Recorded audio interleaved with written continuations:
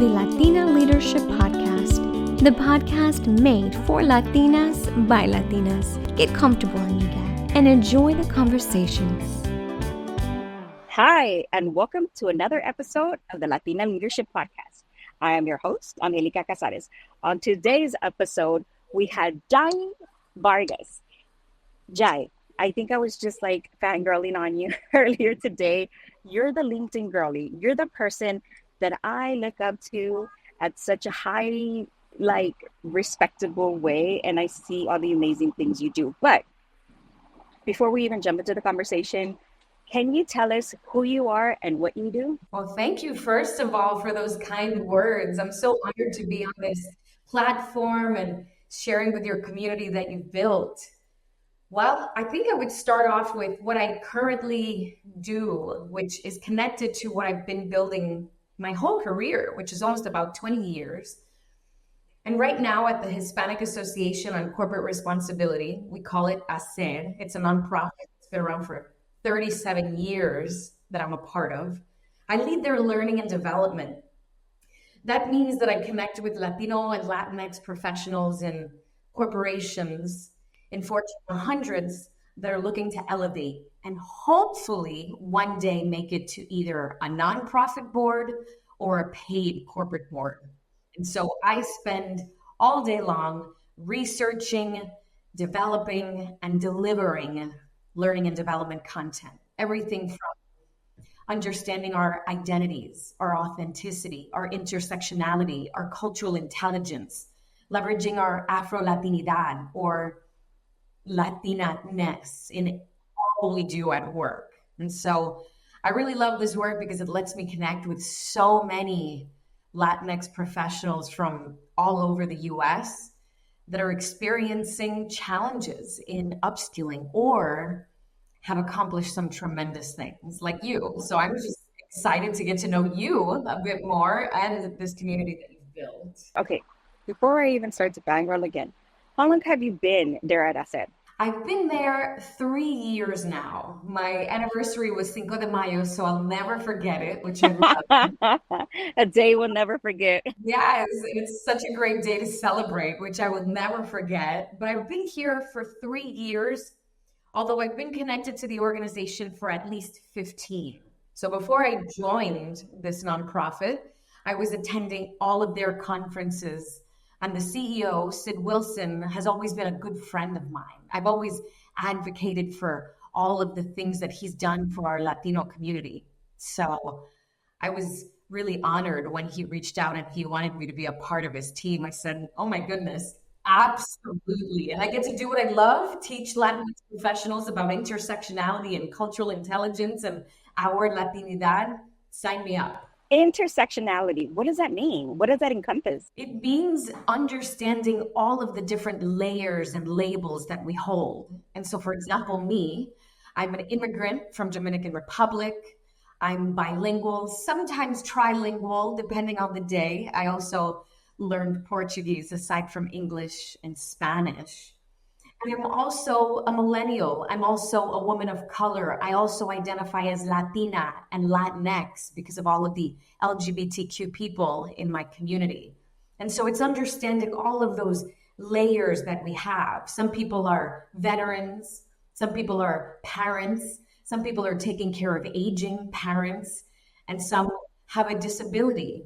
And so all of the things that make us who we are, how do we take those and leverage them at work to make sure that people recognize our strengths from all of those experiences? And so I've been teaching people how to use all of those things to their advantage at work. You briefly mentioned who you are and what you do, right? Like on all of that you were doing. How did you get started to actually want to do this? Was it by accident? It's something that you studied? Or is it, I know you say it's a passion. Did it become a passion? Has it always been a passion? It's been something that I intentionally planned for. I went to school for advertising and marketing communications. And my first job was actually at Mercedes-Benz headquarters. I wasn't able to utilize my Spanish language or my experiences as a Latina or as an immigrant in that company. And I immediately knew, you know what, this isn't the right place for me, because I want to make sure I don't lose my Spanish, my skill set, and my communication and connection to my people. I've got to go to a company that actually values and is invested in people like me and allows me to thrive with what I love to do.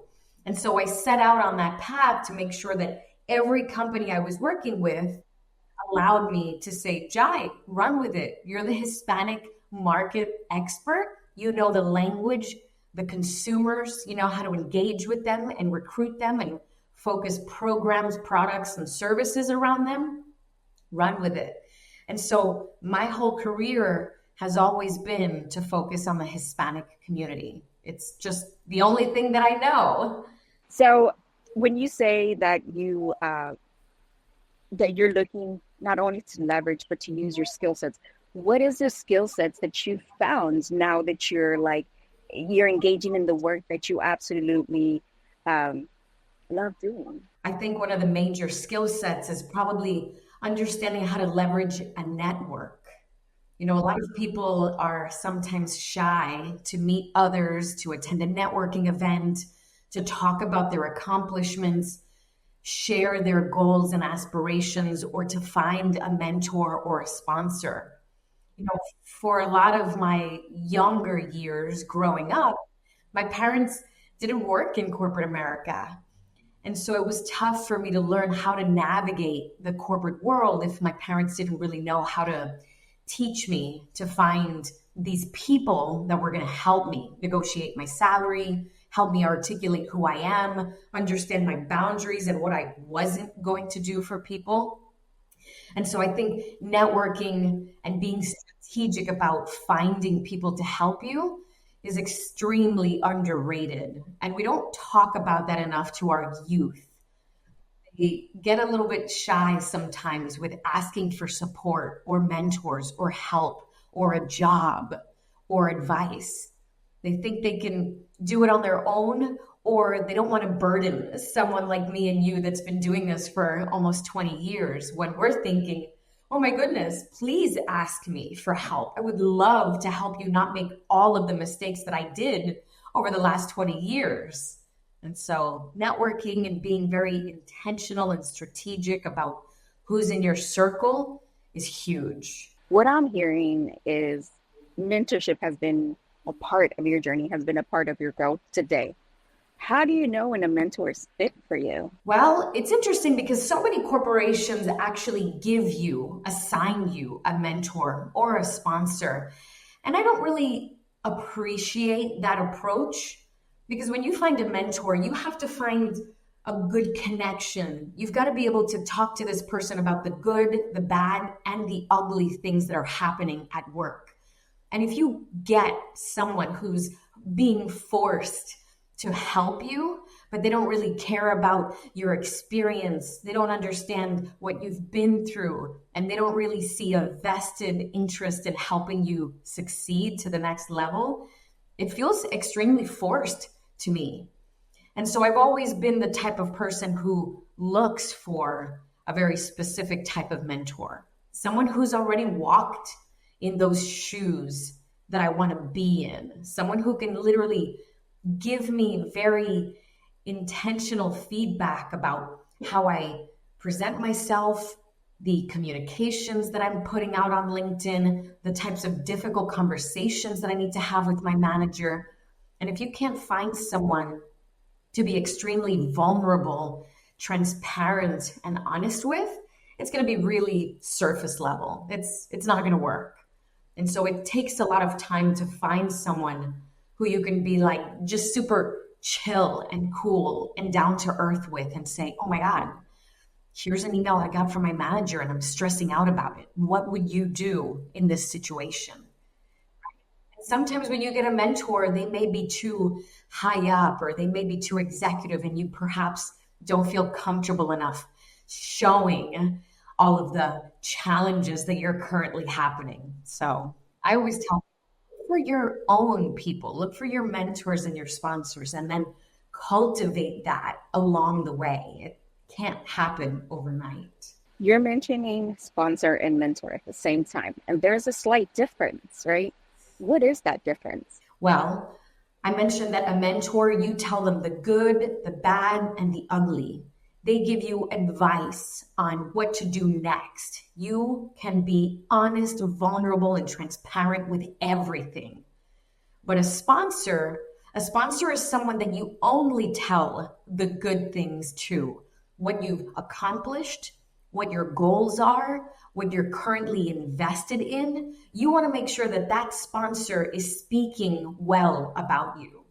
You want to say, hey, I'd love to be a people manager one day, and I want to get my brand out there more. I would love to be featured on a panel discussion about Latinos in AI.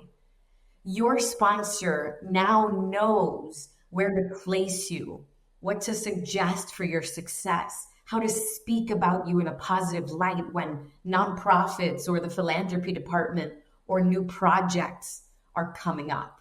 You never want to tell a sponsor what challenges you're going through, because then they may be like, you know what?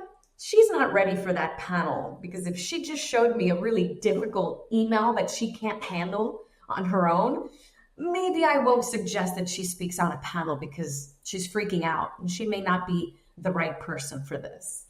And so keep them very separate. You can also gradually turn a mentor into a sponsor, but you also have to keep in mind that a sponsor has influence, access, and impact. A sponsor has to be able to pick up the phone at work and get you your next job. They can vouch for you. They can literally position you for success. A mentor may not have that clout or that access. So it's very different people. Your mentor may turn into a sponsor one day, but there's a very specific difference. I love the way you're touching on every topic that before I'm even going to ask it, right? So one of the things that you just mentioned was branding. How do you become an expert in what you know well, and to stay an expert and to kind of stay ahead of the trend or stay ahead of the curve before anybody else is? What would you recommend to young corporates, Hispanics, to go to the B2 expert? Yeah. Well, I think number one, I've been on LinkedIn for close to 18 years. And so I've been practicing this forever. It does not happen overnight, but my brand has absolutely evolved because of the different industries that I've been in. At one point, I was a recruiter. At another point, I was in the sports industry. Now I'm in nonprofit, engaging with people on boards. And so the people that I'm connected to have changed pretty drastically. But if you're very intentional about how you want to brand yourself, you have to ask yourself, what do I want to teach people? And when they see my name or me posting, what are they learning from me? And how do I want them to see me as a subject matter expert? Say somebody's creating a panel discussion with Latina entrepreneurs or Afro-Latinas. You want to make sure that when someone has that idea about any various topic, that they think of you. But the only way they're going to think of you is if you're constantly posting about those topics. And so when you connect with me, I only post about Latinx entrepreneurs, Latino professionals, women of color, diversity, and jobs for people of color. So whenever someone has any thought around all of those areas, they think of me. They don't even know where to begin to flesh out their panel, but they always connect with me. And they're like, Jai, I've got this great idea. And I know you're always posting about women of color or Latina entrepreneurs. How does this sound? Right? And then I can decide, is this an opportunity for me? Or do I send it to someone else who's probably more versed in AI? Definitely not me. So when we talk about, okay, you know what? Because I can go down this road for such a long way. But before I even start to do that, I want to ask you, I understand you come from the Dominican Republic. I understand what you're trying to achieve. Can you give us a little bit of insight, just a little history, um, who you are, just a little insight, so we can know where you come from? Absolutely. So I immigrated from Dominican Republic very young. I was 3 years old. I grew up in Washington Heights, New York City. If you haven't seen that film that Lin-Manuel Miranda did, it is awesome. It's an incredible musical. And I've always been privy to or wanted to connect with my Spanish language and my community. And so, really early on, I knew that I wanted to stay in that world. So, I studied in New York City, specifically for advertising and marketing. And very long ago, a college campus counselor asked me what I wanted to do. And at the time, I was kind of completely lost. I was like, I don't know, I'm studying advertising and marketing. I guess I'm doing that. He said, everybody that's also graduating next to you is going to be competing with you.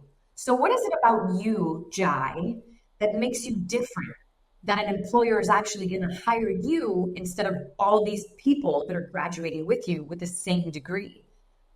I thought about it and I was like, oh my God, I think I'm probably one of the only ones that speaks Spanish in my class. This was 20 years ago in New York City. It was kind of rare, but at least I didn't see anybody else speaking Spanish in my class, graduating class in my university. And so I ran with it. Even though I don't think my Spanish is excellent, it's definitely business Spanish level. I was like, bueno, at least I can take the very little that I do know, practice from that, and be the Hispanic market expert. And so for the last 18, 19 years that I've been practicing and working in this space, I just constantly am drawn to our demographic, our population, understanding how different Venezuelans are from Cubans, who are from Puerto Ricans, who are from Mexicans, and always knowing the data and the numbers and the differences behind that. So it's always been easy for me because I sort of stay in my very narrow lane.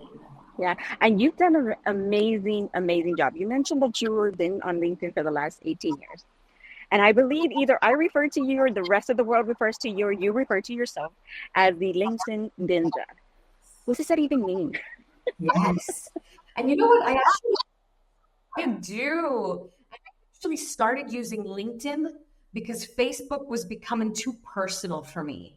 I was going to a lot of work events, conferences, summits, and galas, and people were adding me on Facebook, but they weren't people that I knew personally. And so they were starting to comment on pictures of like me going out with my mom for Mother's Day. And they're like, oh my God, you ladies look so pretty. We should hang out after brunch. And I'm like, ew, these professional people that I know using my personal pictures? Absolutely not. So that's why I opened up LinkedIn, to be able to divide those individuals that I met in a workplace setting from my actual friends. And over these last 17, 18 years on LinkedIn, I've just gotten really good with connecting with the right people, which means that I'm aspiring to be a lot like who I find. So I look for Latina professionals, Latina entrepreneurs, Latina CEOs, Latinas that are sitting on boards. And I just want to be around those like-minded women.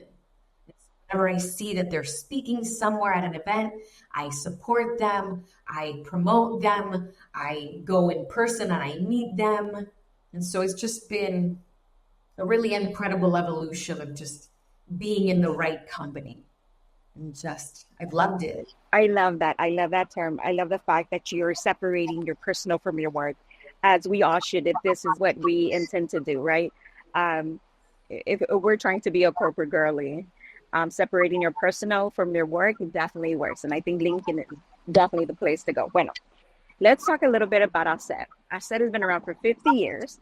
And they usually, you mentioned they have conferences? How can we get involved? Well, Hacer stands for the Hispanic Association on Corporate Responsibility. We're not at 50 years yet. It's been 37 years.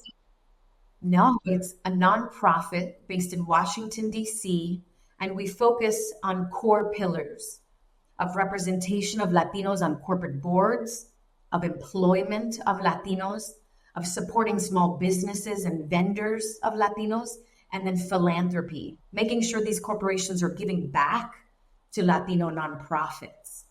And so my job is to make sure that all of our member corporations engage with us and get the benefit of learning through workshops. And so my whole day, I'm either on the computer delivering conversations like Latina leadership strategies, Afro-Latinidad, cultural intelligence. So it's either virtually or I fly to that corporation's headquarters and share with all of these Latino professionals. And so it's been amazing. We have 4 core programs every year. The first one that we just hosted was at the Ritz-Carlton in Dallas, Texas for Latina professionals, our Latina Empowerment Summit. Our next program is in June in Atlanta. It's our executive program for Latino executives. And then the next program we have is our annual symposium, which mixes not just Hispanic diversity, but all types of diversity and partnerships we have and best practices.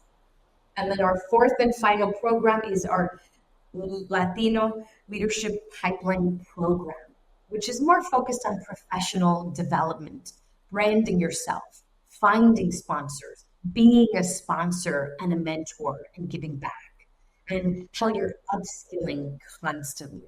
So we have 4 major programs a year. So where can we find all the information, the pillars, and where can we find more, like maybe you guys have like PR news leads or things that we want to see, watch, attend online? Yes, it's on www.hacr.org, or you can find us on LinkedIn, and we're constantly posting. We even have a YouTube channel where you can watch a lot of our past workshops, conferences, conversations, CEO talks. It's phenomenal. So if you don't get to make it to our conferences, eventually we load all of those conversations on our YouTube, and they're fantastic.